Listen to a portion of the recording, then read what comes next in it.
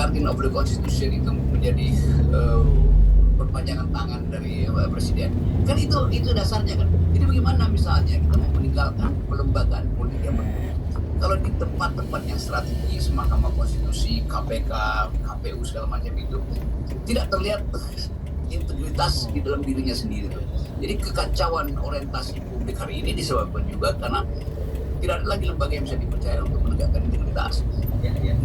Di dalam keadaan itu kita melihat bahwa kepanikan politik bisa berlangsung dan bisa membatalkan seluruh perencanaan politik dari Pak Jokowi. Justru dia bisa berbalik karena terlalu kentara bagaimana Pak Jokowi mengatur dinastinya itu. Bukan kalau tadi kita mulai dengan Haritano hanya mengatur dinasti di dalam partainya sendiri. Kalau ini Pak Jokowi mengatur dinasti sampai ke Medan, sampai ke Mahkamah Konstitusi, sampai ke Depok, sampai ke Solo, karena ini lebih masif sebetulnya dan lebih sistematis kerusakannya. Ya. Dan kita berharap kita masih memanggil para ketua-ketua para hakim Mahkamah Konstitusi dengan yang masih pantas menyebut mereka dengan yang mulia, gitu ya. Karena kan di dalam sidang-sidang yang mulia kita sebutnya selalu begitu. Nanti kalau enggak, semua orang akan ikut-ikutan seperti Ibu Mega kepada Ketua Mahkamah Konstitusi. Kamu ditunjuk sebagai Hakim Agung itu untuk menjaga konstitusi, bukan gitu ya, Bung Rocky. Iya, itu banyak orang kan pengen yang mulia tapi dalam hati menjadi mati kan. Sama dulu seperti kasus siapa yang Ketua Mahkamah Konstitusi yang korupsi yang uangnya Iya. Apa namanya itu?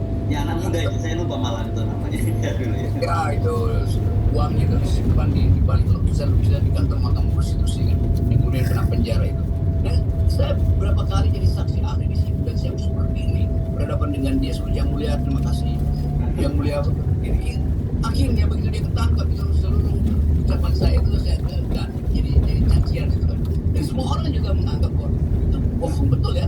Kita menghormati dia sementara 2 minggu kemudian dia ditangkap KPK karena korupsi. Jadi hal semacam itu juga bisa berlangsung di semua institusi, terutama Mahkamah Konstitusi. Ya, oke. Oh, saya baru teringat namanya. Yang tidak mulia Akil Mokhtar. Yang ada maksudnya. Ya, Akil Mokhtar itu kan kurang ajar betul.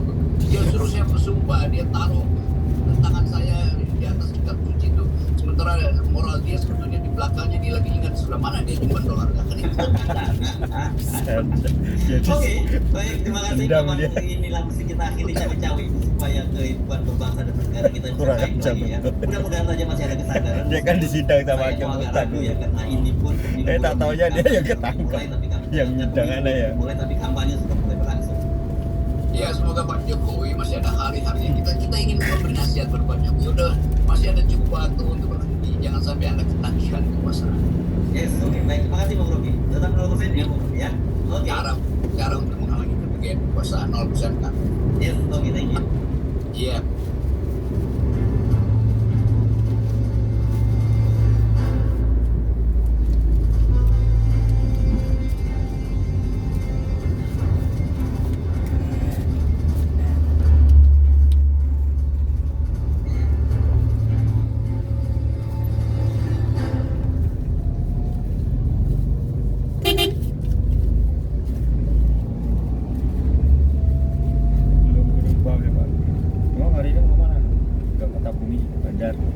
Terus mau ngapain?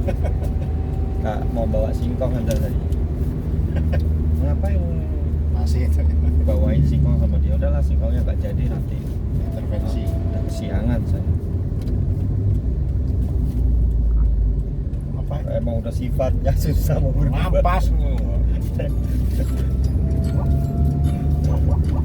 Diam aja saya. Tapi belum sepenuh 100% berubah. Ya. Masih. Orang udah watak kayak gitu. Pito. Tiba-tiba bertanya Ustaz, tanya tentang masalah jihad. Kaget juga saya. Kita kasih solusi. Bismillah, Assalamualaikum warahmatullahi wabarakatuh. Waalaikumsalam warahmatullahi wabarakatuh. Alhamdulillah wassalatu wassalamu ala rasulillah ma ba'd. Kali ini benar-benar bisa dibilang teman-teman yang lagi pada nonton ini hari berbahagia saya nih. Luar biasa nih, anak-anak juga di sini. Yang tentunya mungkin teman-teman bisa lihat ya, saya akan banyak belajar sama guru-guru saya yang ada di sini, masya Allah. Udah bareng bersama Ustaz Zulkarnain Sunusi Hafidhahullah Ta'ala. Khair Ustaz. Wah, baik, barakallah. Ketemu lagi Ustaz ya. Alhamdulillah, berarti ini pertemuan kita yang kedua untuk di podcast teman-teman semua ya. Masya Allah. Ada juga Ustaz Abdul Bar, bisa dibilang saya juga belajar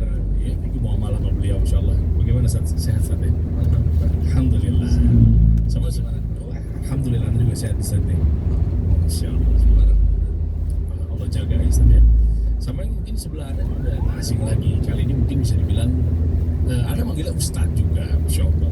Ustaz terlihat baca ya, Allah, Masya Allah, teman-teman kita ketemu lagi. Nah di sini ada ngomongnya Ana. Ikut tiba-tiba rapi. Dari penampilan, dari omongan, tiba-tiba rapi. Ntar kalau gue lo lagi kena lagi gue jalan. Gimana Ustaz? Sehat ya? Gimana jalan? Sehat jalan? Alhamdulillah. Masya Allah. Iya, mudah-mudahan ya Allah jaga guru-guru kita semua di sini, teman-teman semua ya. Baik, nah kali ini gini, artinya kalau Dana duduk di sini berarti banyak banget yang pengen Anda tanyakan, terutama mewakili teman-teman yang memang bisa dibilang belajar agama dari awal, mungkin ada yang masih mensematkan namanya hijrah. Nah itu sendiri Ustaz. Nah dalam artian apa sih sebenarnya langkah-langkah setelah kita memang udah ngaji, dapat taufik hidayah dari Allah Jalla wa'ala gitu kan, apa aja stepnya, terus gimana cara istiqomahnya, sampai akhirnya ada yang udah ngaji terus tiba-tiba mungkin bisa dibilang salah jalur. Nah yang begitu-begitu nah kita akan bahas di podcast kali ini Ustaz. Bersedia mudah-mudahan Ustaz ya. Masya Allah. Hijrah, sebenarnya hijrah itu gimana sih Ustaz? Soalnya ada yang juga bilang hijrah masih dibahas hijrah gitu maksudnya, padahal mungkin di situ-situ aja gitu. Itu seperti apa mungkin foto dari foto Ustaz? Betul Ustaz. Oh Ustaz Abdul Bar, Masya Allah, Masya Allah. Ustaz Rian. Oh lempar lagi Ustaz. Ada apa dari boleh nggak jauh kan? Ya.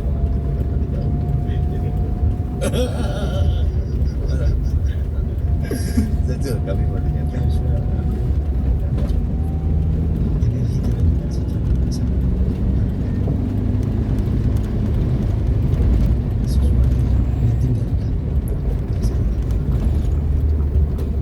hal yang bermanfaat tersebut, maka dia berpindah ke hal memang secara dan secara syar'i hijrah kan ada makna, tidak ada makna khusus. Nah, tapi kalau asal penggunaan, kalau dibilang hijrah itu di dalam penggunaan Quran dan hadis itu kembali kepada makna khusus.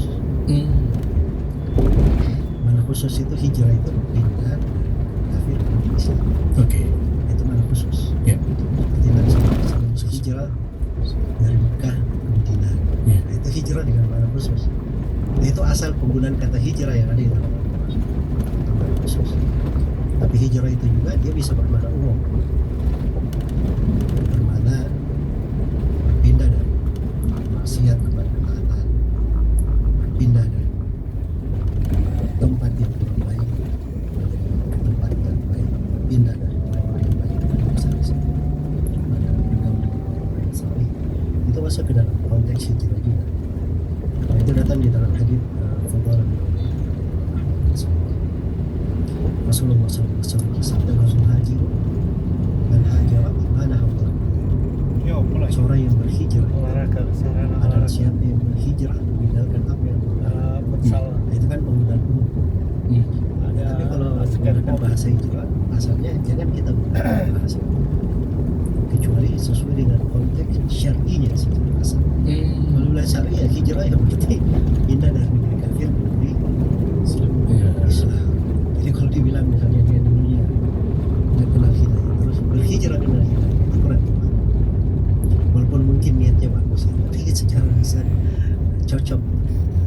Kemudian kata hijrah itu juga kadang konotasinya masuk ke dalam sebagian alam itu pemikiran-pemikiran. Oh, Ya, karena itu di Mesir itu ada namanya jemaat takfir wal hijrah, jemaat takfir dan hijrah. Ya, karena dianggap ini negeri kafir harus berhijrah juga kan. Ya, kalau sudah kenal hidayah, dikatakan orang hijrah. Itu bahasa-bahasa kadang bagus ya. Tapi di sudut penggunaan yang lain juga kadang dipakai untuk orang yang memotivasi manusia pada hal yang mungkin dia terlalu bersemangat di situ. Nah ini masuk ke dalamnya ranah orang pemikiran yang bagus. oke. Jadi misalnya kalau sendiri sebentar kadang pakai hal tersebut ada maknanya, sebab kalau kalau dicari kata hijrah itu selalu kan di dalam penggunaan Al-Quran dan hadis, ya penggunaan khususnya itu hijrah dari negeri kafir ke negeri Islam. Oke. Jadi kalau dibahasakan seperti itu selalu nyerempet ke sana. Oh iya. Akhirnya mengkondisikan mana khusus itu kepada umum hijrah, nah itu kurang tepat kondisi dan keadaan. Jadi mungkin itu yang saya bisa berikan gambarannya. Ya. Taufik barakallah Ustaz. Artinya apakah memang ini bisa dibilang apa ya? Mungkin tradisi atau mungkin urf atau mungkin kebudayaan yang memang udah melekat kali dari zaman dulu Ustaz. Sehingga apa ya? Lebih ke fitrah enggak juga Ustaz ya? Lebih refleks mungkin apa mungkin iya nggak tahu, taunya hijrah aja gitu. Ya kalau dia pakai bahasa sudah ada urf di sebagian orang, hijrah itu artinya dia dari yang baik menjadi baik. Tadinya tidak di atas sunnah, di atas sunnah. Itu masuk dalam mana hijrah sebenarnya di mana umum. Oke. Tapi asal penggunaan secara syar'i itu kalau digunakan asal kata hijrah itu kemana khusus? Pindah dari Islam, dari negeri kafir ke negeri Islam. Nah, itu aja di dalam sudut penggunaan yang ada kita harus.